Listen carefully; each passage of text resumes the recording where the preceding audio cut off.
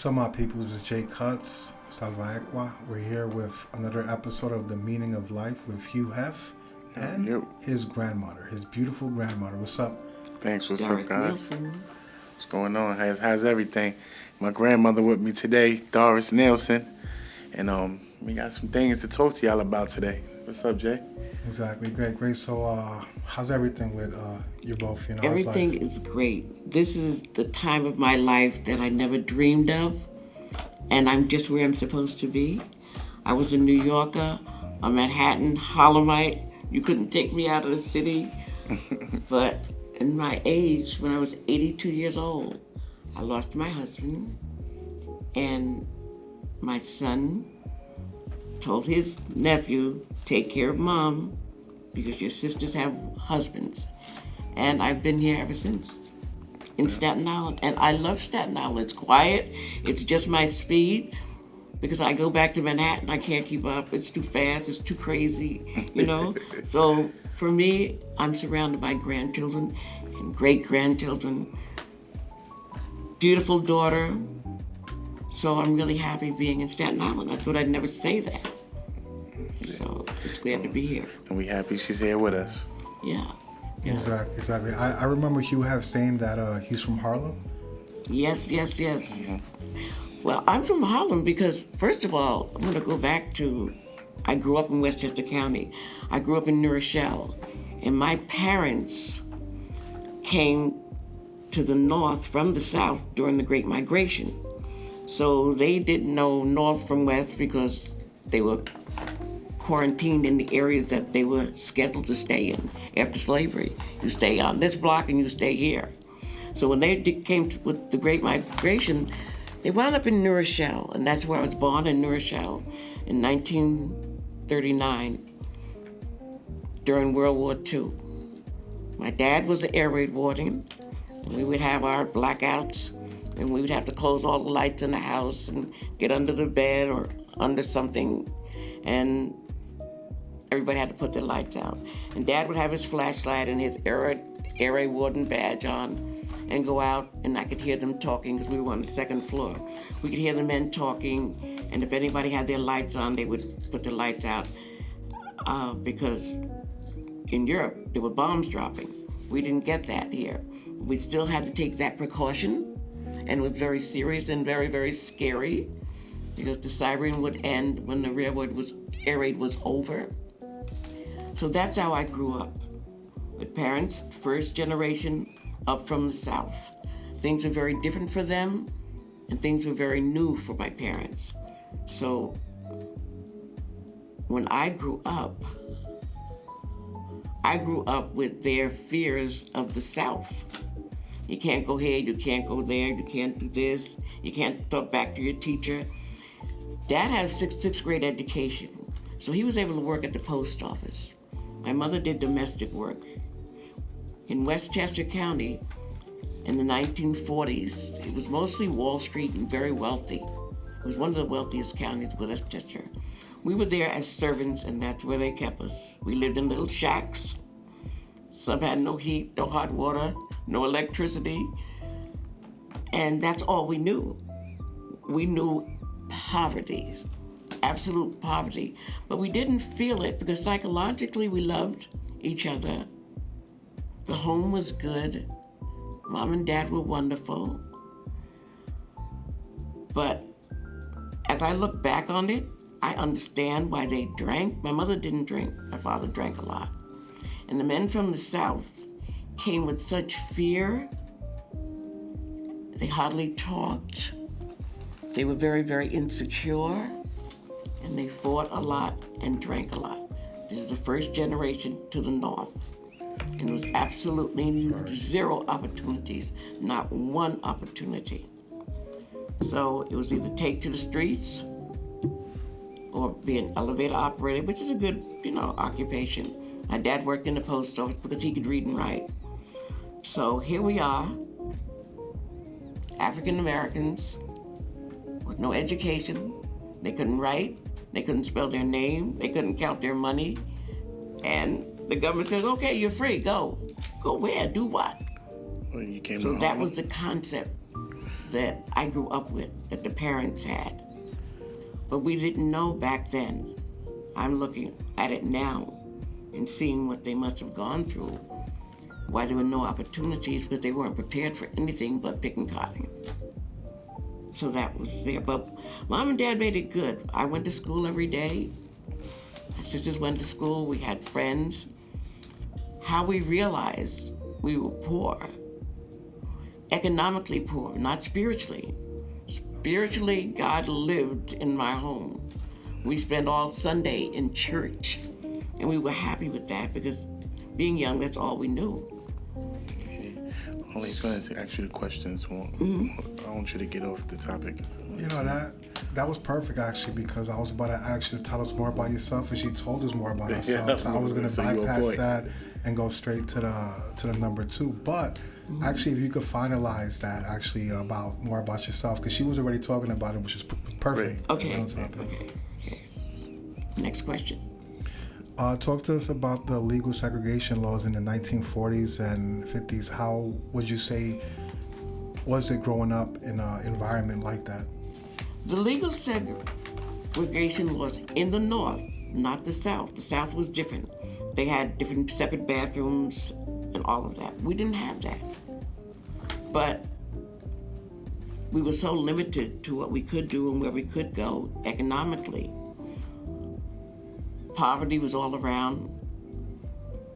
Lack of knowledge was all around because the people had no education in my community. So they lived in fear, but they made us happy. We were able to do things. And the poverty is, Dad earned about $20 a week while he was working in the post office. And at that time, we were all born. He had 13 children. So he got to feed 13 children, buy shoes for 13 children on $20 a week. It's crazy. So one day, he got a break. One day, Mr. D'Onofrio came in. The Italians had just moved to New Rochelle, but they were still mobs, mafia. They hadn't got into the business yet, and they had not gotten into society yet, actually. But they had the money, and they had the stores, and they had gardening in their trade, in the bakeries, and the supermarkets. See the segregation? We just had servants, and they get the businesses. So Dad was working in the post one day, this is a good story, and Carl D'Onofrio came in, and Mr. Jones, he offered him a job to work on the Queen City Refuge. That's private sanitation. So that's all, I'll think about it. So as Mr. D'Onofrio left, they shook hands. And Mr. D'Onofrio left a $50 bill in his hand. So when Dad saw the $50 bill, he took off his apron and said, "Hey, wait a minute." And he walked out the door with him. And from then on, our lives changed. Dad was making $50 a week. That's when a dollar was really a dollar. And even more value. When you go overseas, it had more value to it. And he brought a Chrysler. That was his favorite car. You know, we had shoes, we had clothes, we went to Playland. We enjoyed ourselves. Our life was good. We went to school, still not having knowledge of segregation. That we didn't even know the word. So that's how I grew up in New Rochelle. Not knowing segregation, thinking my life was perfect. Very naive to society and the racial problem. Very, very naive, because I did not grow up in the South. I grew up in the North. And as a matter of fact, in high school, when civil rights started coming in, they send students from the South to see how integration worked in New Rochelle. And it was normal. We would sit at the lunch counter with each other. If you go to the roller derby, we would roller skate with white people. We did this in the North, and the Southerners and the whites didn't know this. They had no idea how we were living together. The biggest difference was economics. Whites had the money, we had the poverty. Well, I thank God that at least you were covered from that harsh reality that many people across the U.S. had to face, right, at a younger age, right? Because for them it was probably more blatant, you know. And I feel the same way too. I kind of feel like as a younger person I was naive to it. But You're then very naive to it. When I came to Staten Island and I got older, that's when I opened my eyes and said, hey, this still exists. When I opened my eyes was during the civil rights, because we had TV then. This was getting close to the mid-40s and 50s, and it was Martin Luther King. Civil rights movement had come in when I was a teenager, and that's when I realized the difference. I realized the difference, and I felt the difference, and I understood the difference, and it made me angry because of what I went through in school, the subtle racism of the teachers. For example, when I was in elementary school, the teachers would stand in the hall and say, oh, I have 4 more colored students. I have 2 more colored students. We were colored then. We didn't have a title. We were just a color. And the teachers would say that out loud. And I would raise my hand in school because I love books. I love reading. And I would raise my hand to answer a question. I'd raise it again. And she said, you're not the only one. And where are you going with all this knowledge? Stay in your place. They made remarks like that to me. It hit hard, but I still did not understand it because I was in like the 5th grade, 6th grade.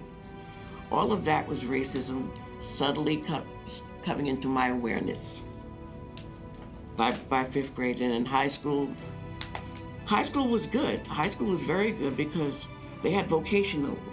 You know, you could be the men, you could be electrician, auto mechanics. We had all that on the basement floor. I took cosmetology, how to do hair, so I knew I was gonna have a career after high school and I wouldn't have to be a maid or a servant.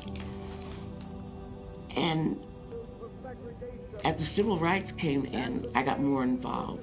But one thing I want to tell you about civil servants and what's happening today, it breaks my heart because when I was a senior in high school, those who didn't drop out and go to work or go to them, most of the black guys went to the military. They went to the service.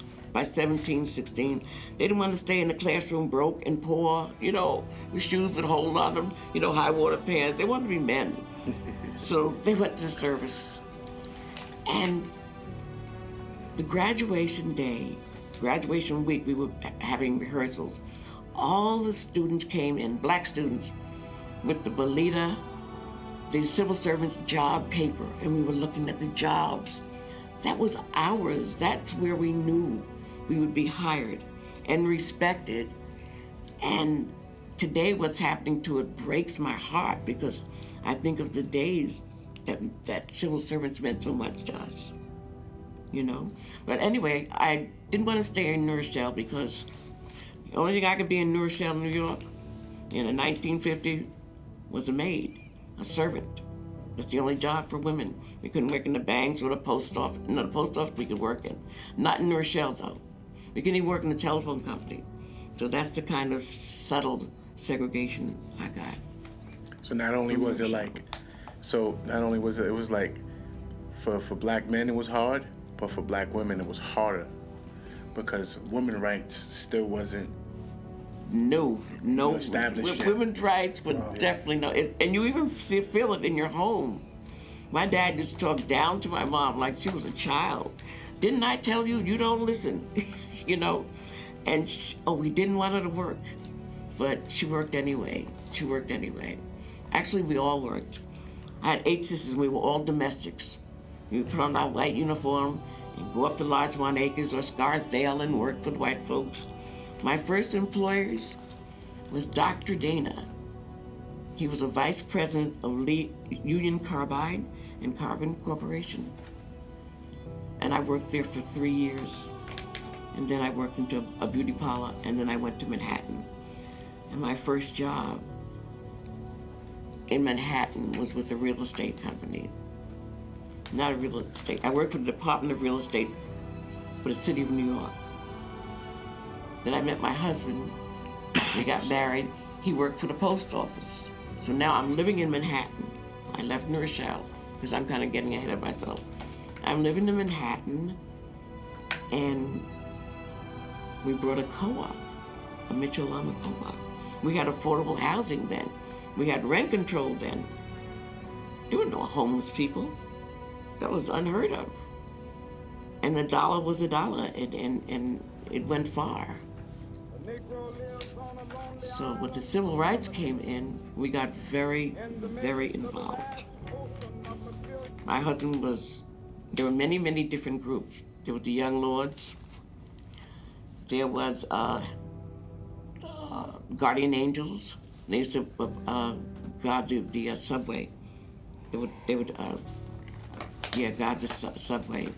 They still exist today, the Guardian Angels. Yeah, when she the red hats. when she mentioned them, I was thinking, I'm like, oh, they go way back. Yeah, I didn't know that. Way back, the Guardian Angels go. What's his name? I can't. Fleetwood. Fleetwood. Do you know he was here at the show? Really? Yeah, he was in Studio A. Oh. Wow.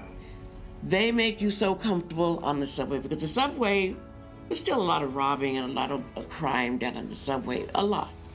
But you get used to it. If you're in New York, it's just, part of getting home safe. But the Guardian Angels, I went to night school. I was married. I had my son, and I went to night school. And my last class was at 9-something, so I'd be on the train at 10:30 at night, and they were always there. I remember this guy was smoking a cigarette, and the Guardian Angel said, "Put that cigarette out. If you don't, I'll come over and put it out for you." They were tough, and it was like, don't mess with us, because I'm not here for joke, for real. We need them back on the subway. Yeah, but the jealousy, and I think Koch was mayor.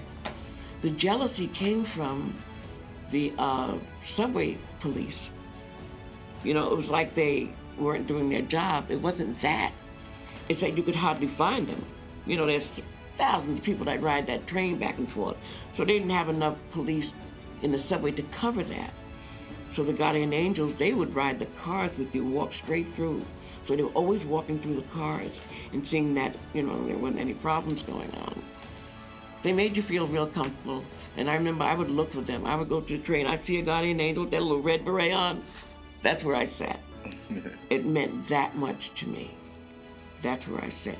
Now, do you have another question, or can I go on? Of course, we do got more. How do you feel about the younger people of today?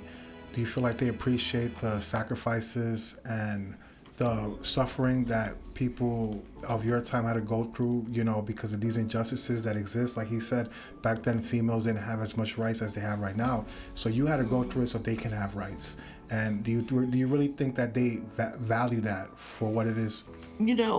When I went through the civil rights, and we took it so serious, we just wanted it to be over, wanted it to stop so we can have our rights to be the person we wanted to be. So my children were young. As they got older, into their teens, they felt entitled because we opened doors. They could go to college. They can work wherever they wanted to work.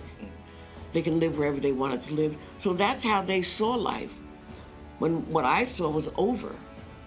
So I call them the new Americans. They think they're Americans. They really believe in it. They really think that they're Americans because they did not have an experience that I did. They weren't held back. The teacher never told them, you can't take that knowledge anywhere, so why are you trying to be so smart? They never heard that. They were encouraged. They heard the word college. They knew they could go to college. I didn't. My father would say to me, you know what you should do? Get a good living job, a sleeping maid, buy a car, and get married. That wasn't the meaning of my life. I wanted more because I had a larger vision. TV, took me around the world. I saw different places that I could do different things. I saw different occupations that I could do. So my mind had broadened from the mind that my mom and dad had. Theirs with that narrow little, you can't go here, you can't go there. So this generation doesn't understand the things that they went through as far as, they take it for granted. As far as, the fighting that you guys had to do with the Black Panther stuff. with my grandfather and the rallies and stuff that you guys went through. And there was a meeting almost every night, and it was across the country. If they were meeting in New York, they were meeting in Chicago. If they were demonstrating, they demonstrated at the same time, and there was no communication. There was no phone call saying, we're going to be here, nuh-uh. It just happened that way. It just happened that way. So where the demonstrations, because they were demonstrations to air our differences. This is what we want from America. This is what we don't like in America. You know, everyone had speeches. They rehearsed speeches. I was at so many rallies, and I can tell you how the police work. When the rallies are going good and we're really giving the United States hell about racism, segregation, then they start shoving the crowd around, causing a little confusion. And the police always warned us, get out because we're going to do the mace, we're going to do the tear gas. Then the tear gas is thrown at them, and the mace, and those rubber bullets. So what happens is they scatter and they run and they scream, and it looks like a riot. It is a riot because they're trying to get out of the way of the tear gas and the rubber bullets and the police hackling them. Just when we're talking the good part about what we're trying to get the United States to understand, they cut that, they stop it, and it turns into a riot. And in anger and frustration, somebody throws a rock in the window of Macy's or one of the stores. And I never did that. When the riot started, my husband and I, we left. We didn't have any bail money to go to jail, but a lot of people didn't care. We left and we would watch it on TV. They fought for equal rights and equal opportunities as well, as far as being able to work for certain corporations or, like she said, civil service. Open these doors, just open the doors, yeah. That's all. We wanted to go in. We had the education, we were prepared, and we wanted a better way of life. And to choose any neighborhood we want to live in. I mean, even if you're working and you're looking just for an apartment, not to buy a home, they still wouldn't rent in certain neighborhoods. Of course. Definitely wouldn't. So all of that was part of our grievances and voting rights. All of that was a part of it. And our generation, a lot of us don't even care to vote because we feel like our vote doesn't make a difference because the cheating that they do, you've seen with the couple past presidents, the corruption behind the votes and stuff. So we feel like we don't have a voice, but we have to fight because, their generation fought so hard just for us to have that opportunity that we don't care about. But I'm glad you brought that up because we stopped voting. I did not vote after the civil rights. The last person I voted for was Huey Newton of the Black Panther Party. It was on the ballot. He had enough signatures that his name was on the ballot. I didn't go back into voting until Jesse Jackson ran for president. Because, we had to deal with Nixon and the war in Vietnam. And that was a horrible war, similar to what's going on in the Ukraine now and in Israel and Gaza. Similar to that.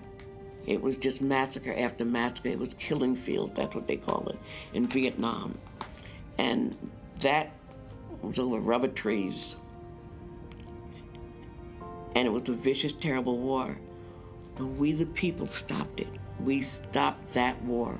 We demonstrated every day. We boycotted every company you can imagine. We stopped shopping at different places. And then we had a day of absence where no black people went to school. And day of absence lasted for a good 4 years, and then it kind of drifted off with the different generations. I forget the date, but we had the day of absence, where we didn't shop, we didn't go out, we didn't go anywhere. We didn't ride the train. Then they saw that our money counts. Forced them to realize the role that we play in society. Oh, God. And we can still do that, Yeah. How would you say God was there for you during such a time, especially with the Vietnam War, because you are correct about that. They won the war, Vietnam won the war because the American people voted for the war to stop, not because we were weaker than that. No, we stopped that war because the killing was unnecessary. The guys that would come back from Nam, they would tell you, they had like a fire hose, not water, but it would burn down because they had straw roofs. You know, it was wooden huts they lived in and straw. They were fighting peasants, poor people. They were in poor people's neighborhood, burning it down, you know. But and it was all jungle. It's all jungle. So he wants to know how did he feel like God played a part in your life behind some of the things you experienced with everything in my home when I was growing up was about God. Everything. We were so righteous. The belief was you reap what you sow. You lie, people are gonna lie to you. If you steal, people are gonna steal for you. It was that what we believed. We shape our own life by the character that we are. It was almost metaphysical. My mom didn't know it at the time, but like the ecosystem that we know about today. So if you plant good seeds in your life with people, all of that comes back to you. So God was everything. We stayed in church forever, and the prayer was continuous. And I believe, and I just believe to this day, this is what got us through. The times are rough. We had depressions, terrible, terrible depressions.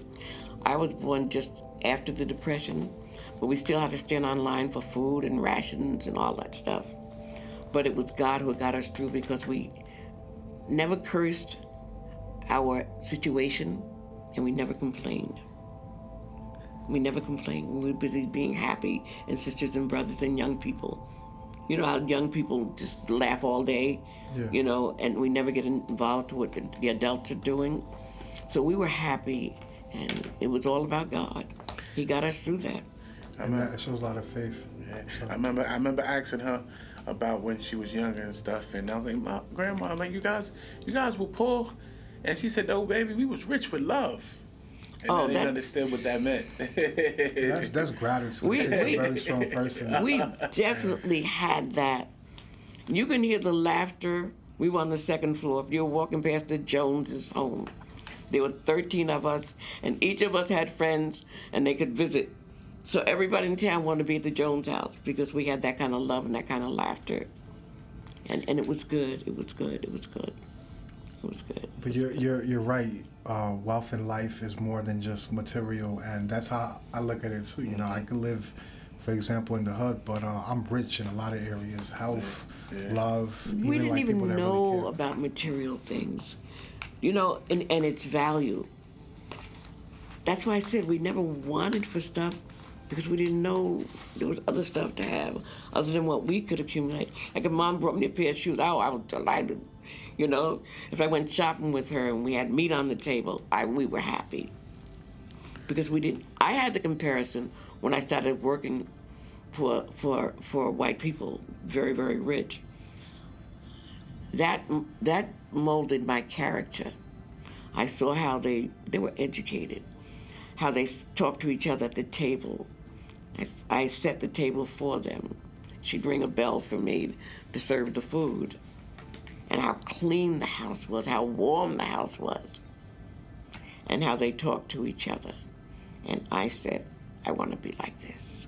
I want to raise my children, not fearful that Dad's going to come in and drinking and broke because he spent his money at the bar, and they're going to argue and fight because that's all they knew. They weren't educated. They had the love and all, but they still had the fear and the frustration of finances. And the rent was only $36 a month, but feed 13 children and put shoes on 13 children's feet. And that's a lot of responsibility. And now the rent for a 3-bedroom is $3,600 a month out here in New York. And that's cheap. That's not in the city. You'll go to $8,000-$10,000, you know. But you have a lot of education missed for somebody that grew up in a time where females weren't allowed to go to college. You know, I can tell that your life was that college experience, the way you were able to absorb this knowledge. Speaking about that, though, I want to go to the fifth question. What aspects of the 1940 laws would you say haven't changed? Like when it comes like to these specific, times in history where, there was like a lot of Jim Crow laws and stuff like that? Well, the change that I see today, What's that changed, right? it has to be the changes that Trump is making. For example, taking away social services, jobs, and just letting them go out. You're gone, you're gone, you're gone. With that, well, the book 2025, I knew about it, but I only read a part about the what would happen to African Americans, and I realized the jobs were going. Not only are the jobs going, the martial law. Where did that come from? That's not even America. I don't remember a martial law in America. And today we're having it. And they're singling out groups like migrants from South America. They're the bad guys now. And the propaganda on them is so heavy and so strong that it's sad. I'm paying for that right now. Yeah, they're I know looking at you me are. like You that. don't have to tell me. Yeah. Brown guy with tattoos. I'm the target right now. I know. Yeah, because they're gonna say that's the the gangs. The name of the Latin Venezuelan gangs. yeah. The MS-13s. all Yeah, that. and your name is Martinez. You got to walk with your ID and be very careful. And I just cannot deal with that. That's wrong. Why America, the people are allowing it, I don't know. They give huge demonstrations, if you know. I kind of jumped up to the year 2025, and I know you wanted to take me up toward this, but this is where we are now. And this is what it reminds me of. The things that we had before are being taken away from us today. Freedom of speech. I mark what I say if I'm texting somebody, because Zuckerberg is going to take it down from Facebook. And you don't want to say anything too incriminating against the company, but the truth has to be told. It definitely has to be told. So it's just that and the high cost of living, the high cost of rent. There's no affordable housing anymore. That's crazy. So when you have a homeless village, these are good people. They just couldn't afford that rent. Or you have to go on a list. You have to give your name and where you work. And they interview you before you're even in the apartment. So if your salary isn't up to par, you can't live here because you don't make enough. You can't live there because you make too much. So that's where you get the people who are down on their luck because they just don't seem economically to qualify for anything. Not enough opportunities. Exactly. For the number 6, what makes the mindset of Trump's new laws so dangerous to you? You know why they sound dangerous to me, terrifying to me? Because they're so Soviet Union. Oh my God, the things that he speaks about. Oh boy, I almost got a blank on it. I got to read up for this. Give me a minute.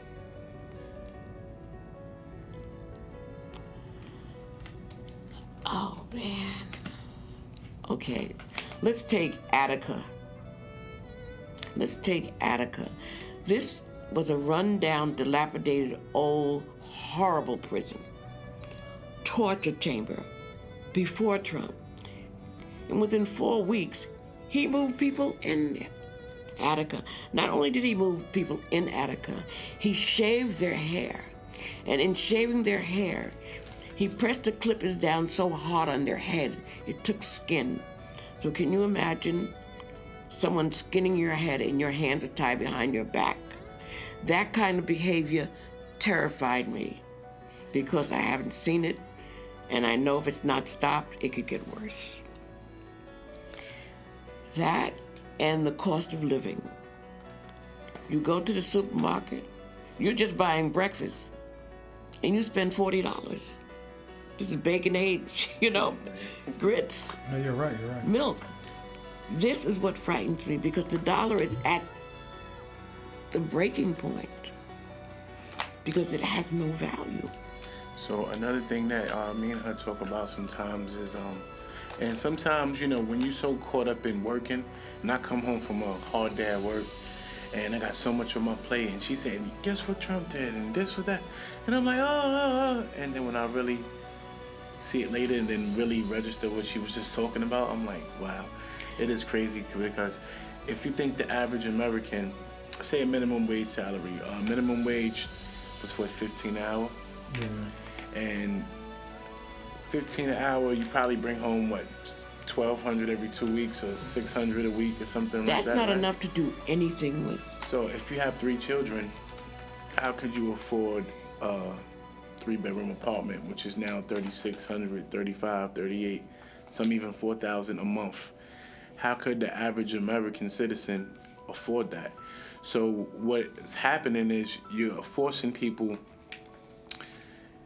into desperation, and we all know out of desperation, people commit crimes. Some people drink, some people go to drugs, some people just lose their give up. lives, give up. And they're used to living on the street, and they feel very comfortable because I've talked to them. Mm-hmm. They feel very comfortable because they don't have those worries. There's a park, in Franklin Plaza where they sit in the front, and I know a lot of those people. They used to work and they just gave it up. They gave up the wife, the children, they gave it up because there's no way they can come up with $4,000 a month. A month. That's unheard of. Now, not that they can only not come up with that $4,000. They're going to be persecuted because they're living on the street. He's going to not arrest them, but move them to another place. In other words, they're blamed for being poor. And they're not poor. They can't keep up with this inflation. We're at the height of our inflation. The dollar is stretched to the limit. No, you're right. You're right. I go to the supermarket because I buy a lot of food for my family, and I go there with $100, and the car is barely full. You go to Costco with $100, again, car barely full, and because Costco is worse. You got deals, but yeah, I guess the inflation is. I mean, they want you to buy in bulk. That's the thing about it. And that bulk could be $70, $60. Oh God, I buy a large CoQ10. It's for the heart, and it's a drink, and it's $45. $45 for that. Now, and then I also get my shrimps, which I love. Those are $21. So I've already spent $60 for 2 items. Yeah. That kind of stuff. Especially if you eat organic. That's what I've been paying for. He's very organic. He's very that's expensive organic. right there, right? Yeah, it's hard. Now, food is a necessity. Shelter is a necessity. And water is a given. You're not supposed to buy water. Water's supposed to be there for you. We got to buy our water. So these things that are happening, we don't know where it's going. Will it go back? God knows it can't go forward because we would all be in a tent city. It's sort of like entrapment. It seems like they, And put us in fear. these situations and expect us to bug out, and to where they could cause martial law. Like in D.C., they have the troops out there in D.C. policing the city, and they're fighting for that now. They're saying there's no reason why you should have troops out there, and you got a police force, you got SWAT, you got FBI. Is that serious? Yeah. And don't get me wrong, there's a lot of bad stuff going on out there, but it's just I don't know. The system, the system creates the behavior of people. That's social engineering. Yes. So you're down on your luck out in the street because you can't afford or qualify. Because if you're not working, you can't get an apartment. So if you're laid off from your job and you lose your apartment, how are you going to get back in? So that's where they say in these tent cities. Now you're going to be punished for that and be arrested as a vagrant, because a lot are being arrested as vagrants. So it's today that has me more concerned than the 1940s. Exactly. Well, you have a beautiful, long a very historical message for us, and I'm very honored to hear that. For the next question, how did you see God through all the injustice that you had to go through? How do you think you were saved from it all? I would say my God is always there, and that's my steady rock. And as long as I abide by the good in me and the good that I see outside of me, I'm going to be okay. Look at me. This is my caretaker. And I can be with my granddaughter, my niece, my nephew. They're all in Staten Island. And we're very, very comfortable. And we help each other. We have birthday party, as a matter of fact, birthday party after birthday party. And I believe this was my destiny from God. Because I wanted a small apartment in Manhattan. That's what I thought I could handle. But when my son suggested that to his nephew, take care of Mom. And that's where I am. I live with him, his wife, and his daughters. Yeah, I'm very happy. That's all God. Everything I do is God-given. Because of my behavior, my attitude, my thoughts. I live positive, I think positive, I eat right. And my life is right. I think we create our own life. I saw this is the meaning of life. The meaning of life to me is what life presents to me. I'm a good person. I love being happy. But if it's going to present war to me, discrimination in life, then I'm going to have to deal with it and be that person to confront these evils.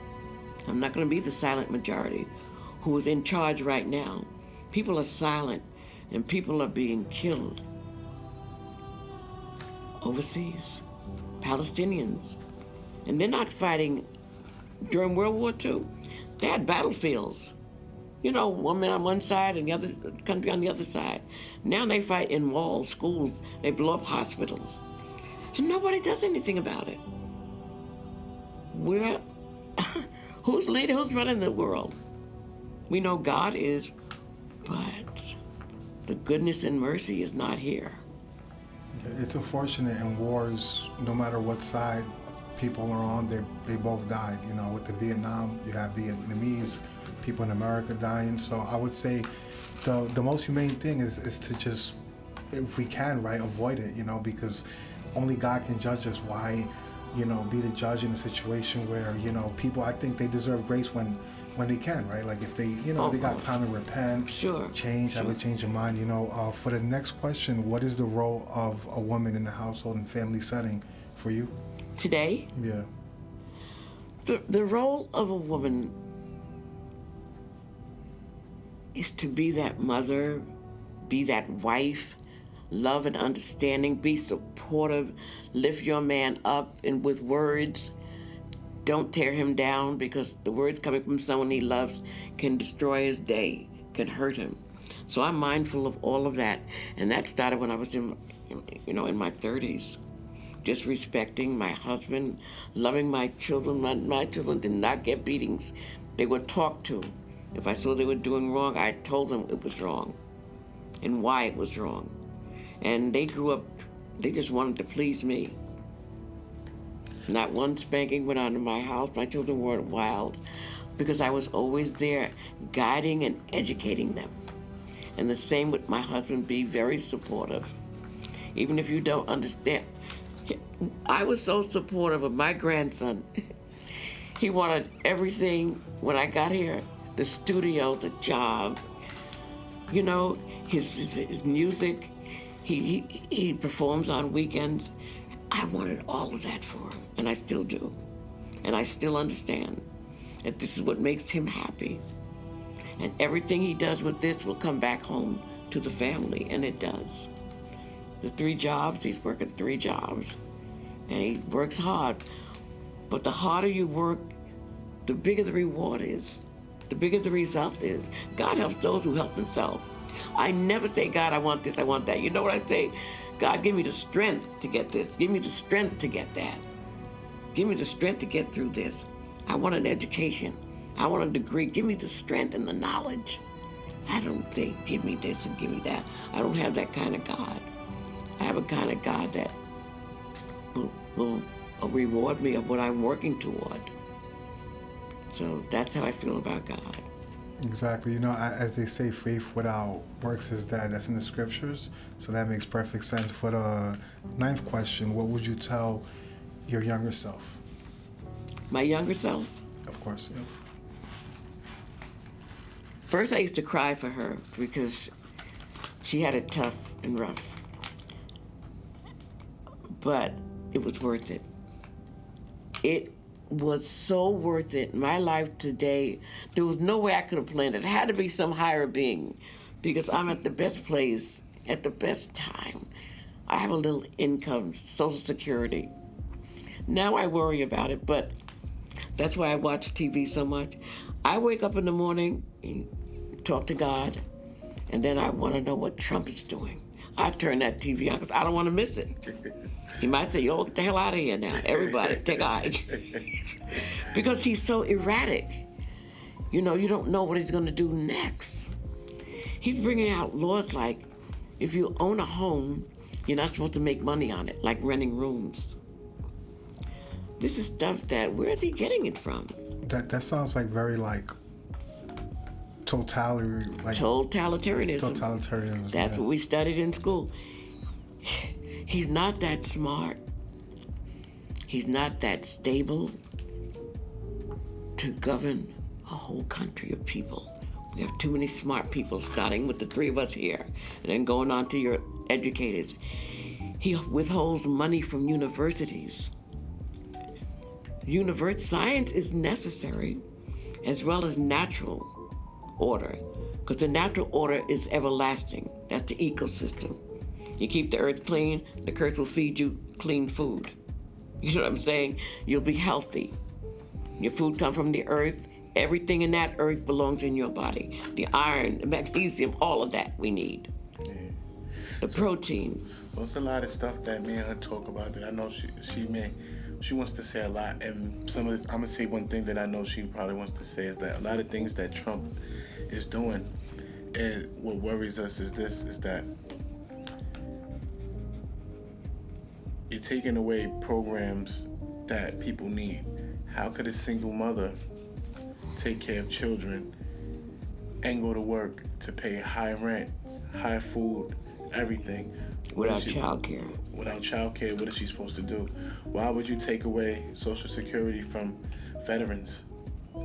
People who fought in the war and maybe lost a finger for their for this country. Mm-hmm. Or got a bad drinking problem because they were in the war and saw their friends get killed and stuff like that.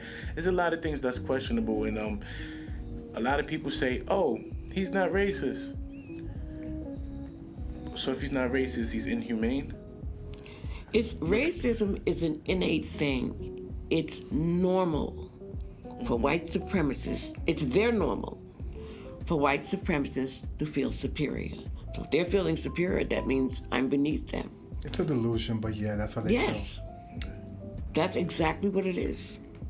And you know, as indigenous Native American, even though Latin Americans are mixed, but we are indigenous. That's very much indigenous. Brown comes from, yeah. Even if I'm South American, the colonizer actually said that Native Americans are from the north. Who says that? Do I go to Europe and say you're not European if you're from the east or west? No, if you're from there, you're Native. When right? they drew the lines of north, south, east, and west, they drew the line to split Mexico from the Indians. Yeah, from the indigenous people. But I'm saying that to say that we maintained this land. We kept it clean. We were able to drink water from the rivers, from the lakes, right? We were, you know, I mean, like, you know, in the position, I guess, to cultivate these resources that they're using now and then. We didn't pollute the land the way they did, you know. But saying that, also the Constitution, it was written originally for the Europeans, for the colonizers, not for us. No. That's the reason why we had to fight for rights. Yeah.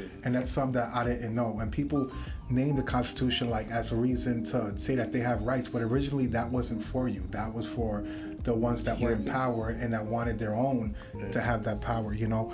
This is a very interesting conversation, but we are on short time, so let me ask these last questions. Where do you see Black people and minorities in another 5 years? Oh, we've come into ourselves so much in our entrepreneurship, the role models of the rappers. You know, they're billionaires now in their own private companies and what they're doing. Mostly it's entertainment, but also he hosts a lot of parties on promoting whatever a friend of his is, putting out clothing. He wants to do a line of clothes, women who do hair, women who do makeup, hair products. They have parties to promote it, and online they promote it. So we're going to be less dependent on white America. My children don't go to school to get a job. You know what I'm saying? They go to school, and if they're going to study something like electrical engineering, yeah, you need schooling for that. But if you want to build your own company, that's where I feel that we're going. We're going to be very, very independent people. And we're going to have a closer alliance with Africa, because Africa is coming into its own. Pan-Africanism is Africans working with Africans and controlling their own natural resources. And his uncle lives in Africa. He went to Cornell University on an ABC program, in public school, a better chance. And he had good grades. He wound up at Cornell. And he knows people that have travel agents, and they're inviting them to come to Ghana. It's called a diaspora. Diaspora. I got you. Well, that's pretty. So that's where black people are going, to be more independent, so they don't come to your office one day and say, get out in 40 minutes, like they're doing today. No, you're right. I would say indigenous people need the same thing. In Latin America, we have to create our own paradise. So when we come here, like, of course you're saying this is not yours, but we were originally here before them. So it doesn't make sense. Is yours. Yeah, I could be mixed with African and European, but I still have a lot of indigenous blood. So I'm still native, We have two more last questions. What do you want to say to the younger people of nowadays? To the younger people, they're so knowledgeable today. They're so aware of diet, how they eat, education. I would just say, choose something you love that you want to do, and don't sit on a boring job because you're making a lot of money. Get a job where you wake up in the morning, you can't wait to get there. That's like you with the studio here. That's a part of your life. And I would encourage them, and they are going into the fields that they like. Hef is in the field that he likes at day, straight through night at the studio. He likes that kind of work. My grandson is in college now for sports management. He wanted to be on the baseball team, the basketball team. He didn't have the height, so he went to sports manager. And now he was working with the Mets. That's something he loves. He runs to work. He can't wait to get there. I say choose something in life that you really like. Don't just go for the money, because that's not going to make you happy. You're right. When you do something you love, you're practically the enjoying passion life instead of working, right? You don't feel like work when you love it. No, you're right. If we get paid to make music, bro, we'll just be happy just making it. It ain't. I don't even feel like I'm working. For the last question, though, real quick, Miss, what is the meaning of life for you? Like I said, the meaning of life it's what life presents to me. Because I'm not in control of what happens around me. It just happens, like the earthquakes, the tornadoes. When I see that happening, we don't have control of that.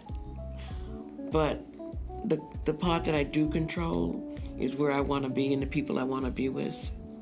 That I can control and keep positivity and good thoughts and good people around me. And you create your own happiness. Yeah, I want to say something too. So, for everybody who's watching, this is my grandmother here, and I learned a lot from her growing up. And it's so much that I know she wanted to say today. And we'll be here forever if we wanted to cover everything. But part of the way I am today is because of her. also the things she instilled in my mother and the things that I've learned. And also, what I wanted to say, speaking from the ghetto of America, because out of desperation, we did a lot of things that we didn't want to do. And my grandmother never,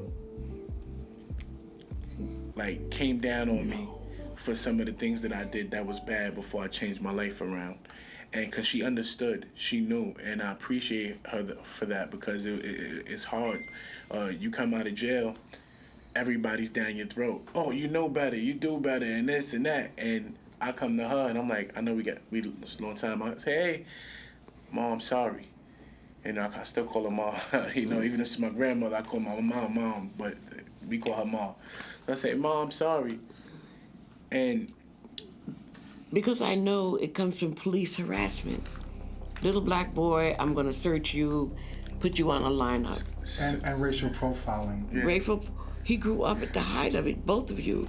Racial program. I was stopped like 100 times. And I'm gonna tell you the truth, that's the reason why we get caught more than the European Americans, because they're doing the same crimes. But not in their neighborhood. There's no search and siege. But they don't get caught like that. No, I've seen them. I lived by the mall for years. I've seen them be violent, and they will never get locked up. But if you bring that same violence to Park Hill, they're gonna show up in a second. They're actually waiting for it. They're waiting for it. Yeah. They're waiting for it. Yeah. Like, for example, if you're cutting school, a little white boy, the cop will send you home. Black boy cutting school, he's loitering. He's arrested, yeah. And he's arrested. Standing in front of your school, you were arrested. So that's why I didn't come down on him, because I understood where it was coming from. Yeah. It was the color of his skin. And another thing, before we end, I know we count down, I wanted to say this before you do your close out. If we all stuck together as the human race, the world would be so much peaceful, so much better, and nobody would go through the things that we go through. So for our people who's out there struggling, or anybody who's out there struggling, work for everything that you need and work towards it, and don't give up, keep fighting and stuff like that. And love and understanding. And you know, that's our meanings of life. Gotcha. We got last 40 seconds. It was an honor having Hue Hef and his grandma on I enjoyed it. This episode of The Meaning of Life. Is there anything else that you want to say until we sign out? I'm not always on gangster rap timing, guys. You know what I mean? I'm a father and stuff like that, you know? And we appreciate you guys for having us. And thank you. He has a drive, and he's going to get there because how hard he works. I always tell him, God sees you. God sees you 24/7. And we on the radio right now, Power 105.1. Check us out. Shy Hue Hef. Meth it up. Wu-Tang, Staten Island was good. This was fun. This was really, really fun. Thank you so much, man.